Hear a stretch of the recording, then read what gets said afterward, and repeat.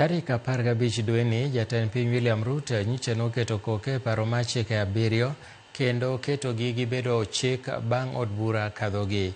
Chikego oriwo mano mar lokruok e chik matayo duol mar obila, chik matayo chenro mag rito lee mag bunge, chik matayo duol mar lowo, chik matayo wuodhe mag ndeke, kaachiel gi mano mar chenro mag uso kembe mag sirikal kod chik magayo kaka ji tiyo gi mbui. Kaka jafwambo marwa Eric Ounda leronwa, chikno magayo kaka itiyo gi mbui osekelo ng'ur ne jok ma tiyo gi mbui kendo miyo jokedo ne ratich oganda ochwalo bura e doho kawacho ni odhi rocho ratich oganda. Paro mar chik ma yande ochuogi gi jaod bura ma Wajir East Eden Mohamed kadwaro ni rid chike matayo kaka oganda tiyo gi mbui kendo neno ni mbui ok tigo e nyayo timbe mag maundu, puonj maricho mag din kod geng'o picha gi ote madhi ataro gi ratiro mar nyithindo. Gikone jatend piny nyocha opuodhe kendo obedo chik.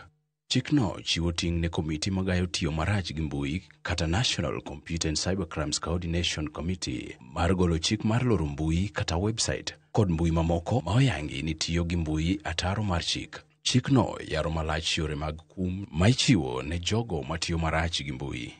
Ng'ato ang'ata ma otiyo gi mbui e yo manyalo hinyo ng'ama chielo, ketho mwandu kod miyo gi midhiero mamoko ibiro go fwai ma ok okalo shillings milion 20 kata twech e jela kuom thuolo ma ok okalo higni 10.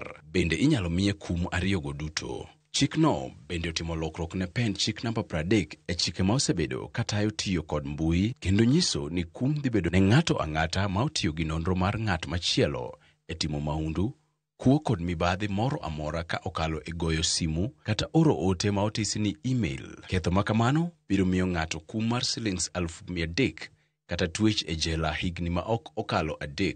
Bende inyal mi ng'ato kum 2 go duto. Chikno bende chiwo siem ne jogo matimo maundu mag wilo lainde simu mag ji mamoko, tim maong'ere kaka sim swap. Tim makamano dhi nyuolo fwai mar shillings 200,000 kata jela higni ma ok okalo 2 kata twech 2 go duto. Chikno kata kamano osenyuolo ng'ur kod penjo ka dibed ni onyalo rocho ratiro mag oganda chiwo pachgi e weche matimore e alworagi. Ng'ur osechwal e doho gi joked ne ratich oganda ka iwakni odhi ataro gi pend chik namba 33 gi namba 34 mar katiba maloso e wi ratiro mar tudruok gi jopiny wacho pachgi.